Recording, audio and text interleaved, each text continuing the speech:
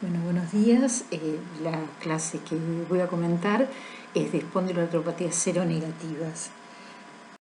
Las espondiloartropatías seronegativas comprenden un grupo de enfermedades autoinmunes inflamatorias que tienen expresión fenotípica diferente, pero que comparten algunos datos clínicos que permiten agruparlas o considerarlas entidades que tienen fenotipos superpuestos.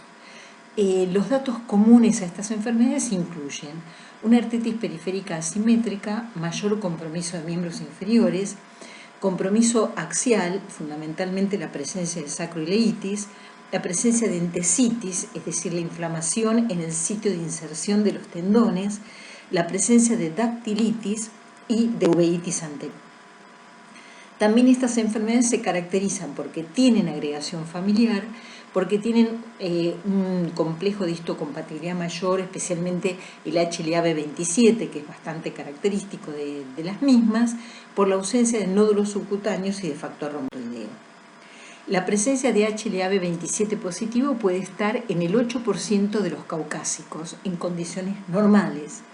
Aproximadamente solo el 10% de ese 8% podrán desarrollar una espondiloartropatía seronegativa, que se asocia a distintas expresiones. No siempre es el cuadro completo, sino que a veces pueden tener artritis relapsante o crónica, uveitis anterior aguda, aortitis, sacroileitis o espondilitis, configurando o no a veces los síndromes completos. ¿Y cuáles son los síndromes completos o las entidades del grupo? La espondilitis anquilosante, la artritis psoriásica, las artritis reactivas, las artropatías enterópticas. En cuanto a la espondilitis anquilosante, es una enfermedad sistémica inflamatoria crónica que empieza antes de los 40 años, predomina el sexo masculino y su característica dominante es la presencia de un dolor lumbar inflamatorio. Hay entonces compromiso articular y axial, y por otro lado también va a tener como parte de este grupo entesitis y un HLA-B27 positivo en cerca del 95% de los casos. En cuanto a la patogenia de las espondiloartritis en general, están mediadas por el sistema inmunodaptativo innato y en las lesiones inflamatorias están presentes macrófagos, linfocitos B y linfocitos T, y hay un despliegue importante de citoquinas aumentadas que están involucradas en estas lesiones, que incluyen el TNF-alfa, que se encuentra en la membrana sinovial, articulaciones y entesis, y la interleuquina 17 y 23, que también están presentes en entesis y piel. Y la importancia de estos hallazgos de citoquinas es que el bloqueo terapéutico de las citoquinas disminuye la inflamación, con lo cual uno, viendo cuál es la zona o el impacto más importante de esta enfermedad, podría ser como un tratamiento a medida para cada paciente.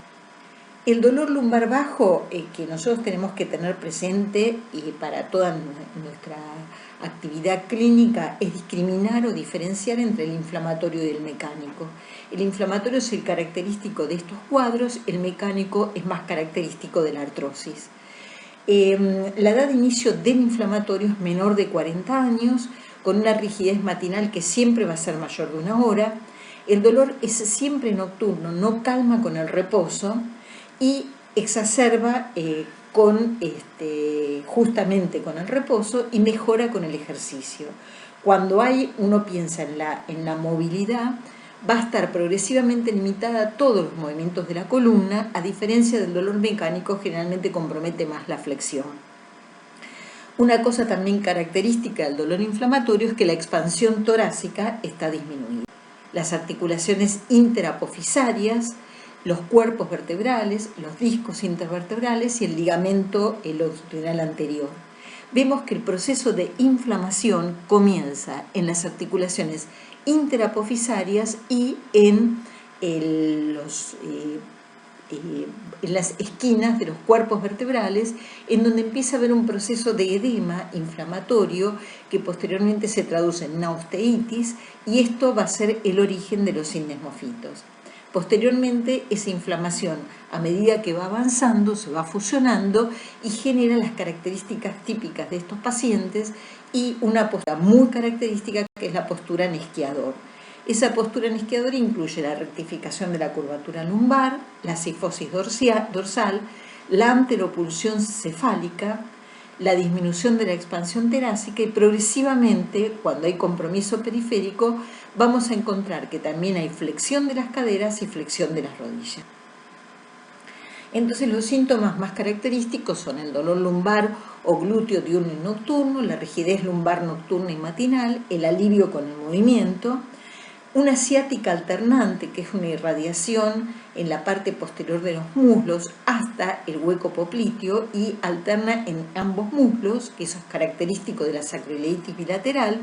La progresión ascendente de la enfermedad, este concepto es importante, empieza comprometiendo sacroilíacas, columna lumbar y por último va a comprometer la columna dorsal y cervical. Y también puede dar talalgia, y esto se asocia a las entesitis y a la presencia de espolón calcáneo. Hay una serie de mediciones que son útiles y que semiológicamente colaboran en el diagnóstico de esta enfermedad, que incluyen el signo de Joubert, los dedos piso, la distancia dedos-piso, la distancia occipucio-pared y trago-pared, las maniobras parasacroiliacas. En cuanto a el signo de Joubert, es bastante sencillo para realizar y explicar. Se toma como referencia las crestas ilíacas como marcando lo que sería la lumbar 4, se toman 10 centímetros por arriba de ella, se marca también eso y se le pide al paciente que se flexione hacia adelante sin flexionar las rodillas, y vemos la distancia que excede, se mide posteriormente, y la distancia que hay por arriba de esos, más allá de esos 10 centímetros que marcamos. Si es menos de 4 centímetros, es positivo para este cuadro. Acá vemos distancia occipucio-pared y distancia trago-pared.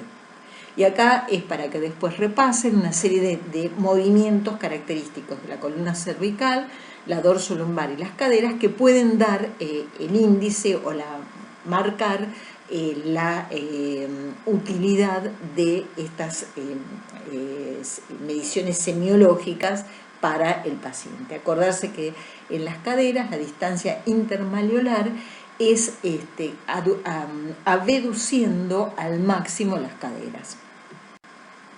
Acá vemos una imagen de las articulaciones sacroilíacas con su componente sacro y su componente ilíaco, y por otro lado también vemos acá otros datos semiológicos importantes, que son los sitios de las entesis que se van a tener presentes. Recordamos que la entesis es el lugar donde los tendones se insertan en el hueso y ahí se puede hacer un proceso de inflamación. Vemos que en las primeras articulaciones costocondrales, la séptima costocondral, las crestas ilíacas y también los puntos de inserción del tendón de Aquiles, y de la cara posterior los procesos espinosos lumbares. Todo esto son sitios característicos de entesis. En cuanto a las manifestaciones extraesqueléticas, pueden dar insuficiencia aórtica y aortitis, fibrosis pulmonar apical, uveitis anterior y nefropatía por IgA. En cuanto a la radiología, acá vemos el fenómeno que comentábamos antes de osteitis o edema óseo en las esquinas vertebrales. El edema óseo se va a ver en la resonancia magnética y es un signo característico de inflamación del hueso. Acá vemos que esto va a llevar a un signo bastante característico, que es de la cuadratura de los cuerpos vertebrales, que en esta imagen no se ve tanto, sino que acá ya se ve la formación de los sindesmofitos. Por otro lado, acá sí vemos la caña de bambú, que es cuando se unen todos los sindesmofitos, y por otro lado también vemos la cuadratura de los cuerpos vertebrales. Acá vemos 3 imágenes, una placa simple, una resonancia y una tomografía. En la placa simple vemos sacroileitis bilateral. Vemos que hay esclerosis ósea y este es un grado de sacroileitis sumamente avanzado. En la resonancia magnética vemos la imagen del edema óseo, que es la imagen blanca que está en contacto con la articulación sacroilíaca. La vemos en ambos lados, hay edema óseo. Y por último, en la tomografía vemos también una sacroiliitis bilateral con erosiones y esclerosis. Acá vemos una osificación interespinosa con sindesmofitos en dorsal 12 y lumbar 1. Y acá vemos la caña de bambú con fusión de los cuerpos vertebrales y osificación ligamentaria en vías de tranvía. Acá vemos una fusión vertebral con anquilosis de articulaciones facetarias, sindesmofitos anteriores y posteriores. Por último, una entesitis con espolón calcáneo. En cuanto a la artritis psoriásica, nosotros tenemos que epidemiológicamente la psoriasis cutánea se presenta en 1 a 2% de la población.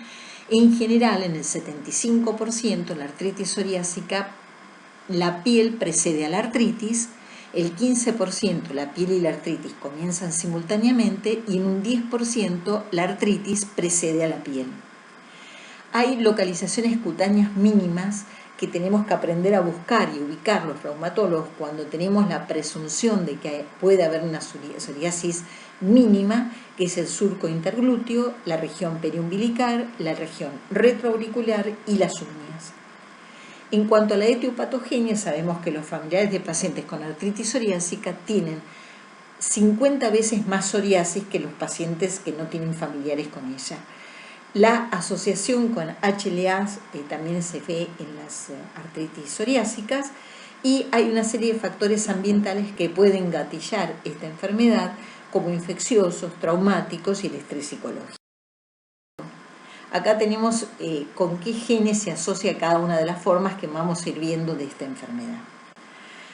¿Cuándo vamos a sospechar una artritis psoriásica? Cuando hay historia familiar de psoriasis, cuando hay una artropatía oligoarticular asimétrica, cuando hay compromiso de las articulaciones interfalángicas distales, la presencia de dedos en salchicha, que es una tenosinovitis, la presencia de uñas en dedal, que son las uñas que presentan diferentes orificios, la ausencia de factor reumatoideo y la ausencia de nódulos cutáneos.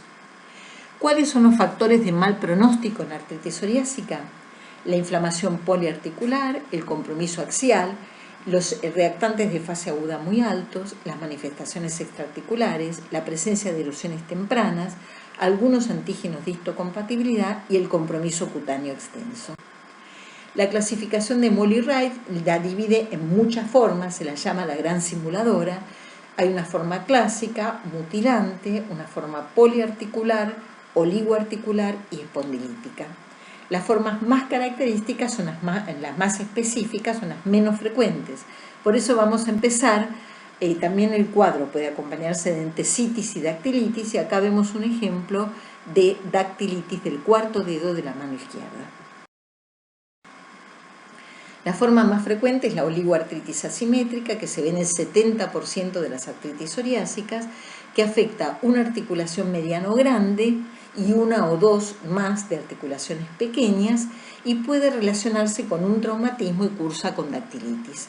Acordar que oligoartritis implica 4 o menos articulaciones inflamadas. Acá tenemos una artritis psoriásica de ambas rodillas. Vemos que en esta situación es muy fácil confirmar el diagnóstico porque tenemos la tumefacción importante de las rodillas y la presencia de las típicas lesiones psoriásicas, escamosas, en placas, muy características y muy fáciles de diagnosticar. Pero no siempre, acordémonos que la psoriasis está visible.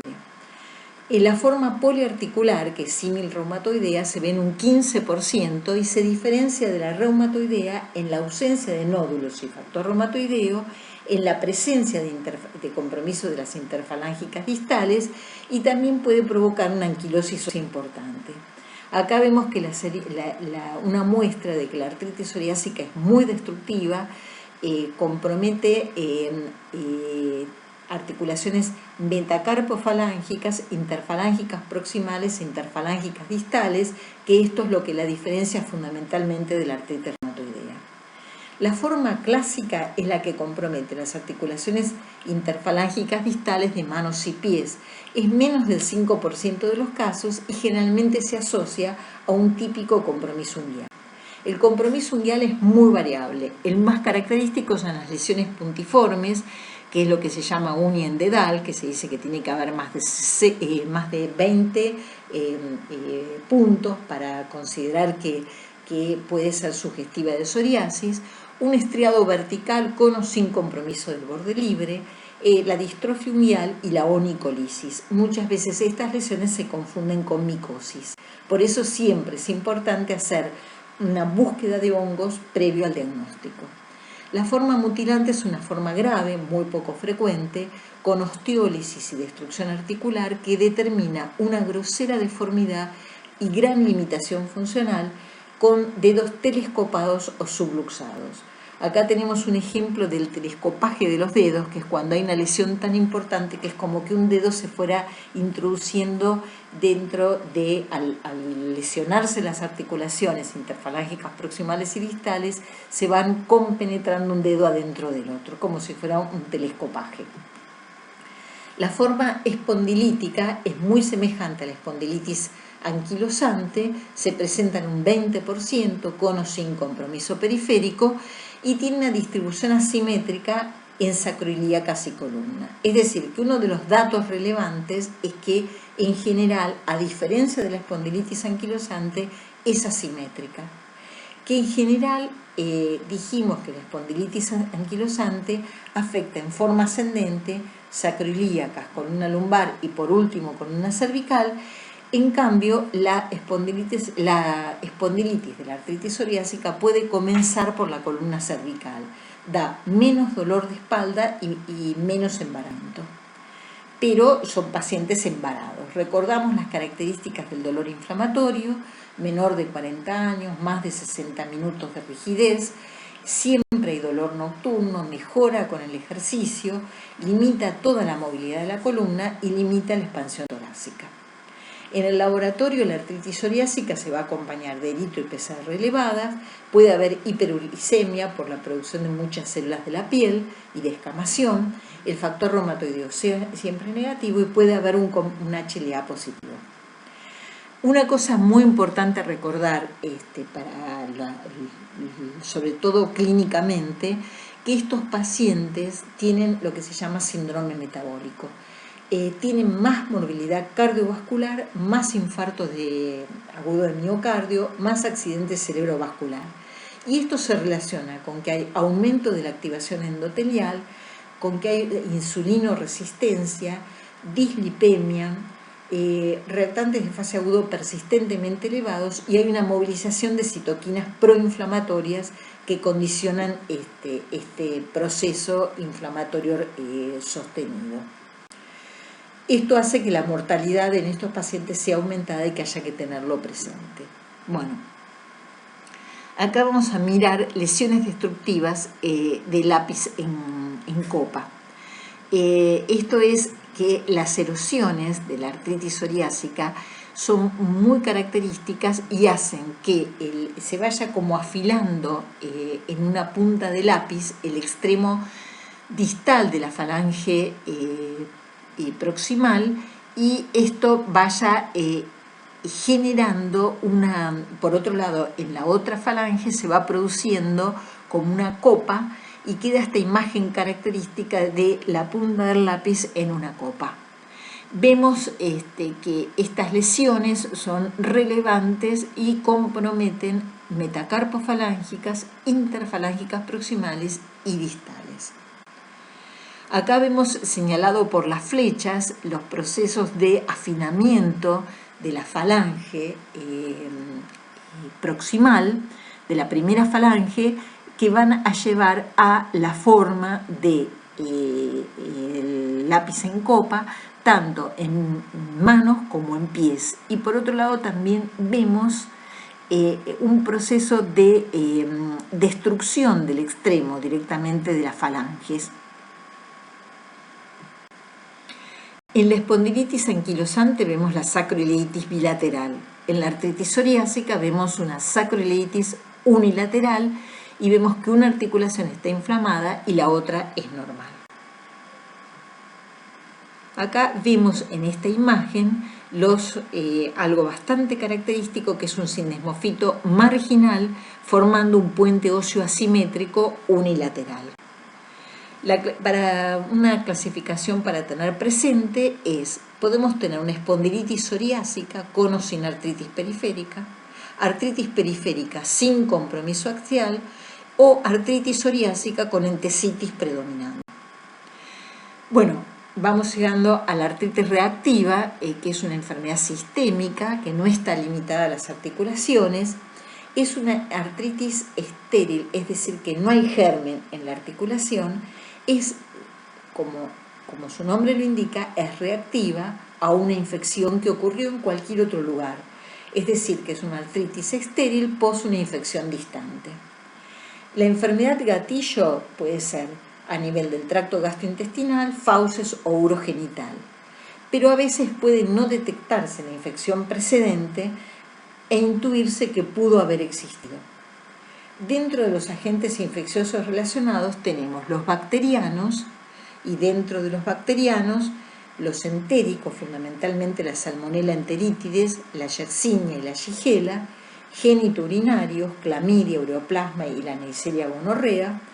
Dentro de los virales encontramos las distintas hepatitis y parvovirus, la rubiola, varicela. Generalmente todas las afecciones virales pueden dar un componente articular. Y dentro de los parasitarios mencionamos a las giardias, blastomices y el Strongyloides esternaris.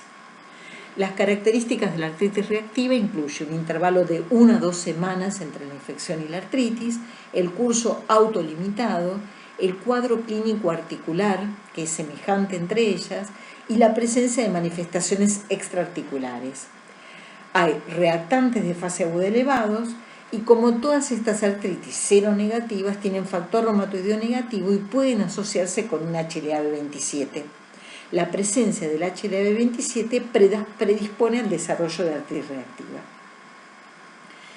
Entonces es asimétrica, predilección por grandes articulaciones, especialmente miembros inferiores en 80-90% de los casos, es oligoarticular, menos de 4 articulaciones, se asocia a tendinitis y a lumbalgia.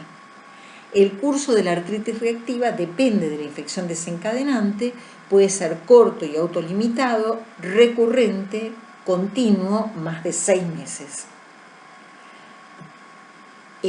Compromete a la Chlamydia trachomatis, que tiene peor evolución, y la Yersinia con mejor evolución.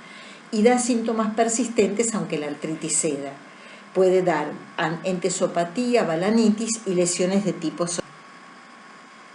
Bueno, el síndrome de Reiter es una enfermedad que se caracteriza por la tríada artritis, uretritis y conjuntivitis. En general afecta a varones jóvenes y también se asocia al HLA-B27.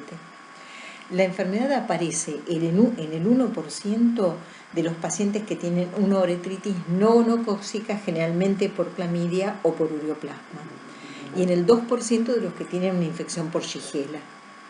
Tienen signos característicos de uretritis, disuria, secreción vaginal, cervicitis y prostatitis, y la artritis tiene las características propias de estos síndromes. Es oligoarticular, aditiva, asimétrica y compromete más miembros inferiores. Se puede acompañar de entesitis, que es dolor y tumefacción en los sitios de entesis, y por otro lado también puede tener tenosinovitis, que son los característicos dedos en salchicha o dactilitis. La mayoría de los pacientes desarrollan signos 2 o 4 semanas después de la infección, pero el cuadro completo puede tardar mucho tiempo en aparecer. Acá tenemos una explicación de la entesitis que, como vemos, que acompaña a todo el cuadro de espondiloartropatías seronegativas. La entesis es el sitio en que el tendón se inserta en el periósteo y en el hueso. Es un lugar sumamente importante y es una manifestación clínica importante porque se puede acompañar de una como leve reabsorción ósea, como se ve en esta imagen, o la formación de diferentes espolones, como en este caso el espolón calcáneo.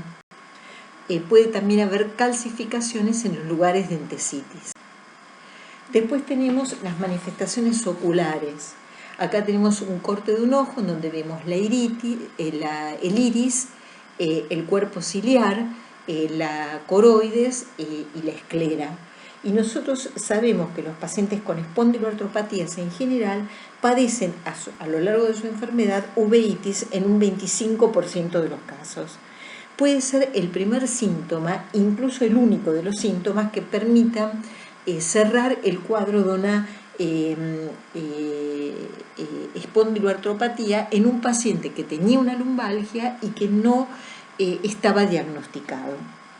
Generalmente hablamos de una uveitis anterior aguda unilateral, pero puede comprometer ambos ojos. De hecho, en el 80% de los casos va a comprometer ambos ojos, pero en diferentes brotes evolutivos. La uveitis anterior tiene un curso agudo, da dolor, da ojo rojo, fotofobia y puede dar disminución de la visión. Como consecuencia de la misma inflamación puede haber una ruptura de la permeabilidad de la barrera hematoacuosa y generarse una extravasación de proteínas y células en la cámara anterior del ojo, que esto da una turbidez del humor acuoso que puede verse por la lámpara de hendiduras. Es tan grande a veces que puede generar como un depósito, como un nivel, que es el hipopion, que es la imagen de la derecha. Las células también pueden pegarse en la cara posterior de la córnea, dando precipitados retroqueratóticos y estos pueden llegar a dar sinequias posteriores con aumento de la presión ocular y posterior trastornos en la visión. Por eso es muy importante la detección precoz de las uveitis y el tratamiento local y sistémico de las mismas. Entonces, dentro de las manifestaciones genitourinarias tenemos la uretritis y la balanitis circinada, que son manifestaciones bastante frecuentes en estas enfermedades, y también puede haber compromisos mucho más raros cardiovasculares y pulmonares. Acá tenemos un ejemplo de la queratodermia blenorrágica que compromete palmas y plantas con lesiones papulosas, con material queratóxico, que son indoloras y que pustulizan. Y también tenemos úlceras, que es otra manifestación cutánea de estas enfermedades.